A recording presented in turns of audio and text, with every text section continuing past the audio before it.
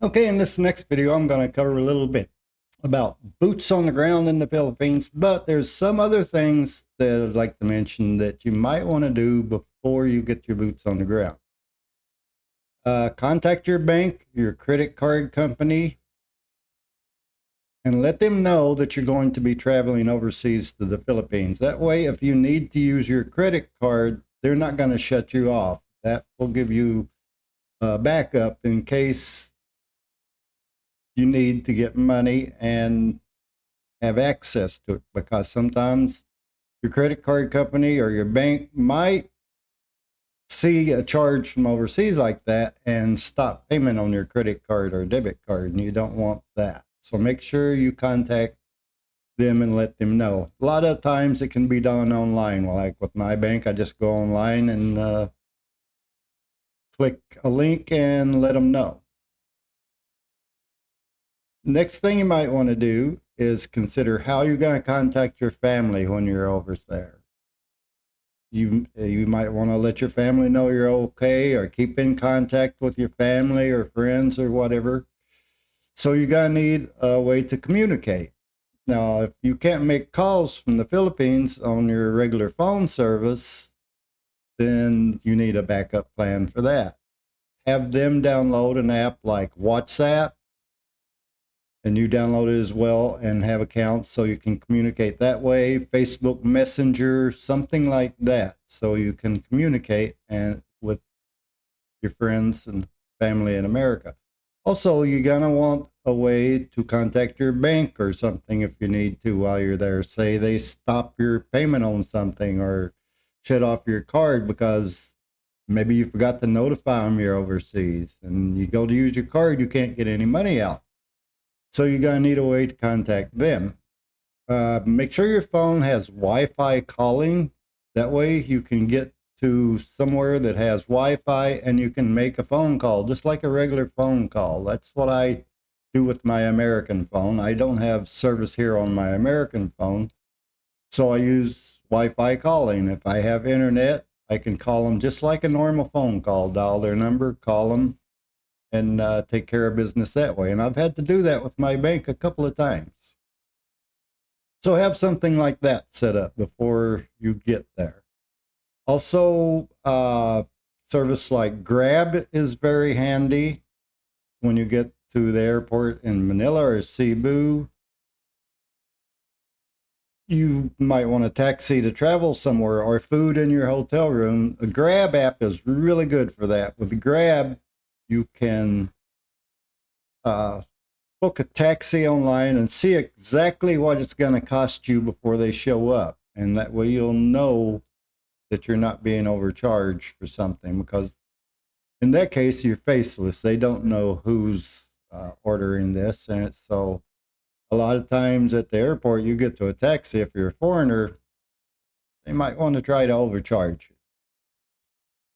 So having stuff like that set up before you get boots on the ground is really handy, especially being able to contact people back home or your bank or whatever. You're going to need to do that. Okay, so let's say you've flown into the Philippines. You've been on the plane, say, 4 hours traveling across the United States, catch a flight into, let's say, California, and hopefully you got a direct flight into Manila or Cebu, or if not, you might have had to stop in Taiwan, Hong Kong, somewhere like that for a layover, catch a flight into the Philippines. So you've had a very long day once you've landed at the airport in the Philippines. It's been basically 25, 35 hours that you've been traveling. You've gotten very little sleep, you're tired, you're cranky.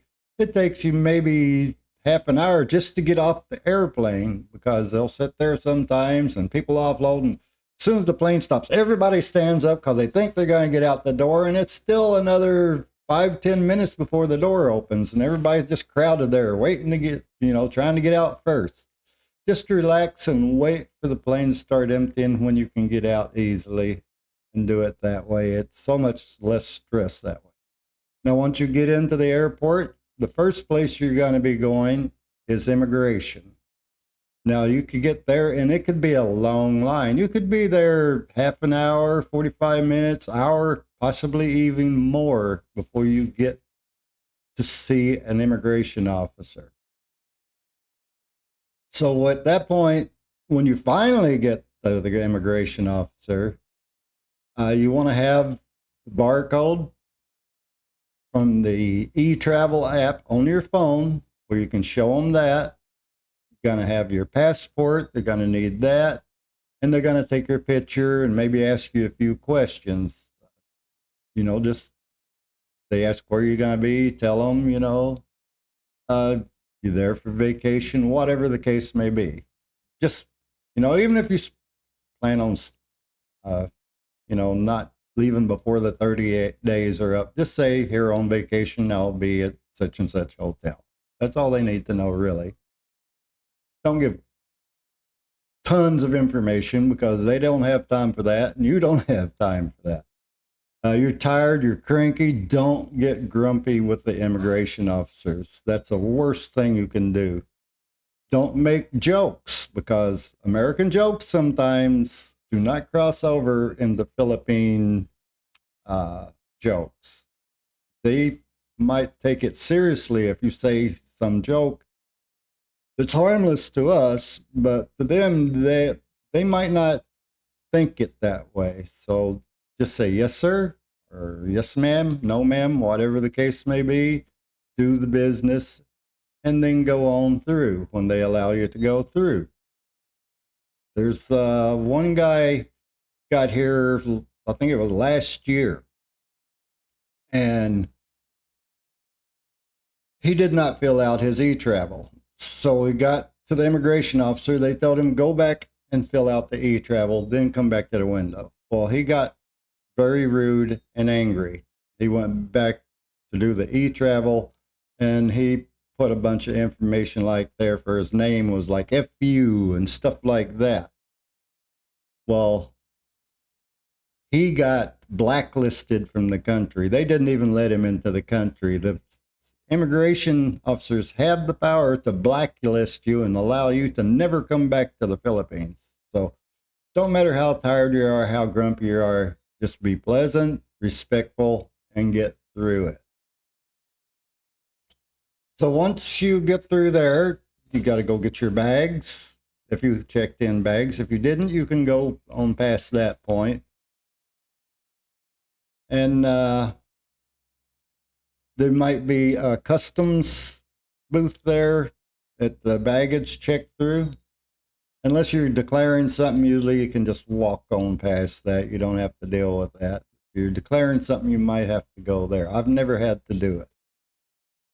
Next thing you're going to need is pesos. You're going to have to convert American money into pesos, whether you have cash or your card. There's a booth there in the airport, a money exchange where you can exchange the money. Now, a lot of people say, don't exchange all your money there in the airport because you get a lower rate.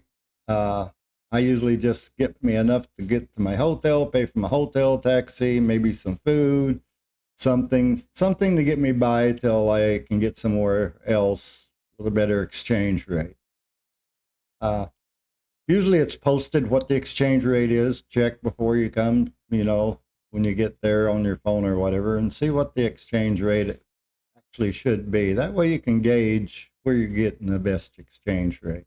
You probably never find anybody that's going to give you the full exchange rate, but sometimes you can too. Certain banks or exchange in the mall, maybe, might give the best exchange rate.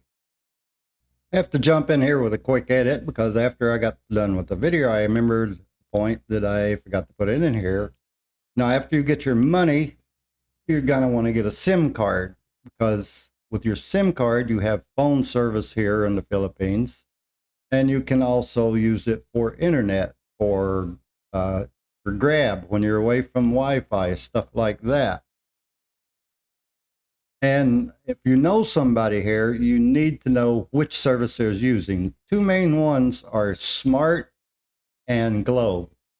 So if you know somebody here, find out if which one they're using, because they're not interchangeable. Sometimes you cannot call somebody on Smart if you're on Globe, and vice versa. So in that case, make sure your girlfriend or your friend, whoever, make sure which service they're using, and you buy a SIM card in the airport for whichever service that is. They have kiosks in the airport with those. They're not very expensive at all. You can get a month for like 1,000 pesos, which is $20. Like me, every month, every 15 days, I reload mine, and it costs me something like I think it's 179 pesos. So basically, $4, something like that, for 15 days. And I can use texting, I can call, and have internet service on my phone here in the Philippines. I can't call America with it, but I can use Facebook and all that with it.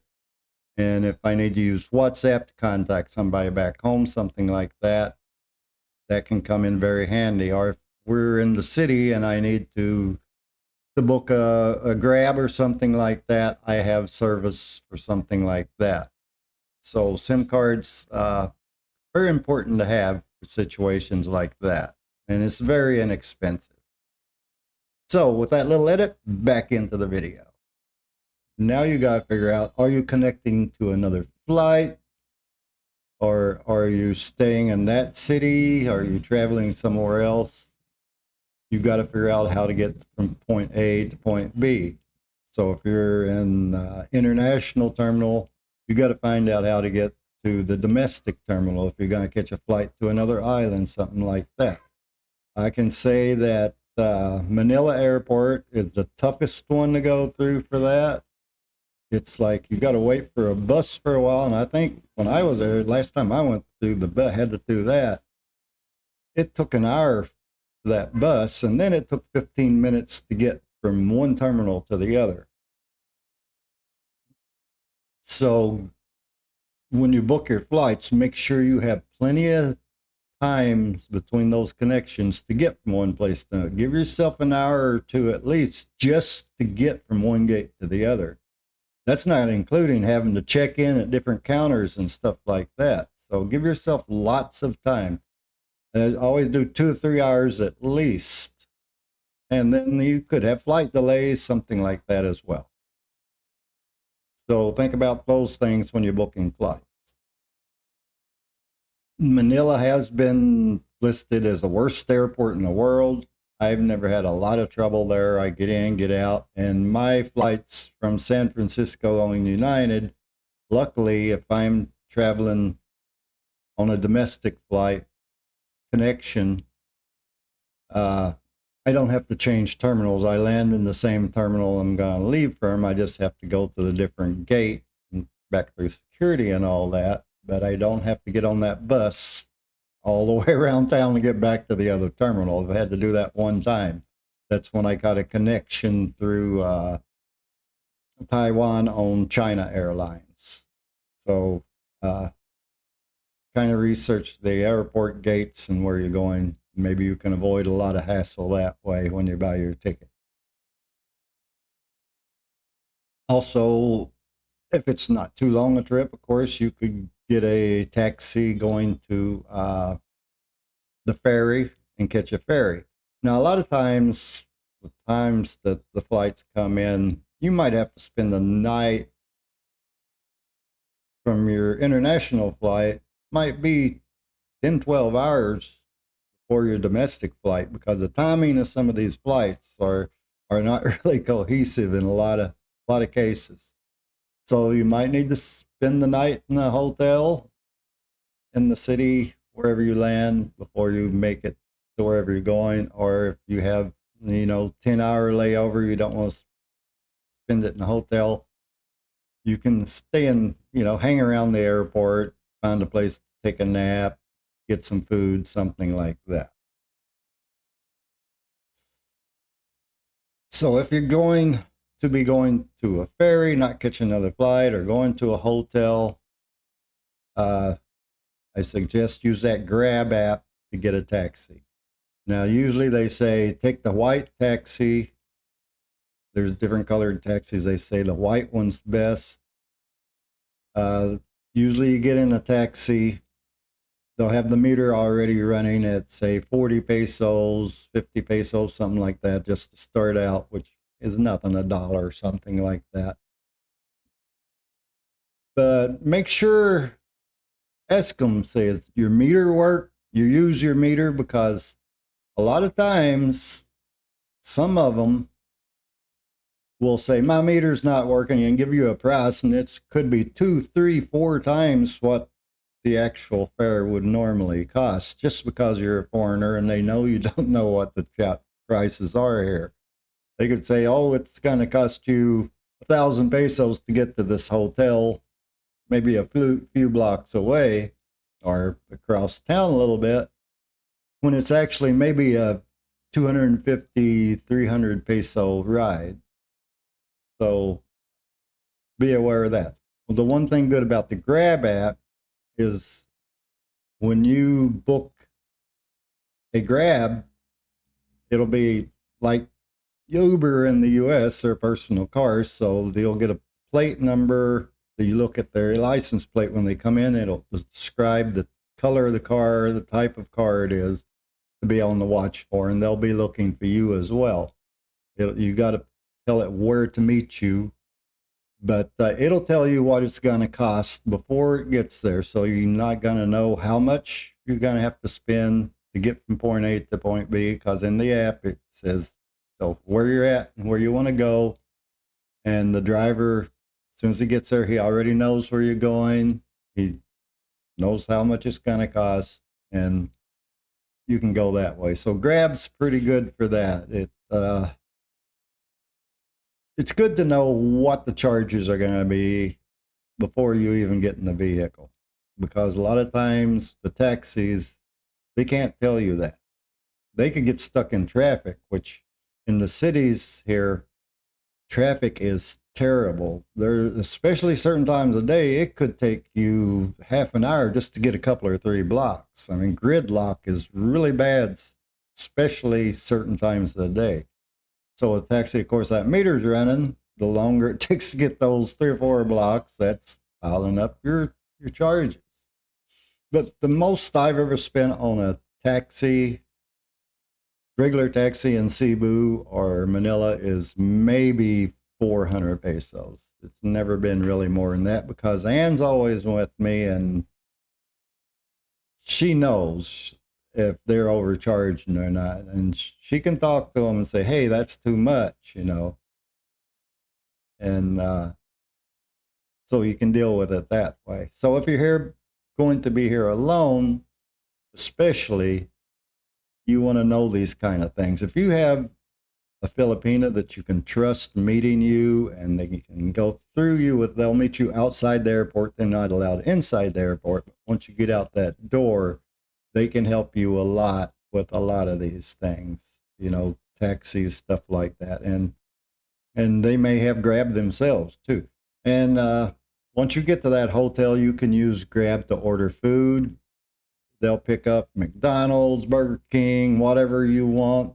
Just order it through Grab, and they'll bring it right to your room. So after that long ass trip, maybe you don't feel like going out and trying to find a restaurant or something. Grab can be handy for that. So that's the first part of boots on the ground. I'll do a little bit more on that at a later, in the next video. Maybe go into more about long-term visits and visas, stuff like that. Just wanted to get you, when you first get here, what to expect and how to get by some of the obstacles. So I'll see you in the next one. Thanks for watching. Have a good one. Bye, y'all.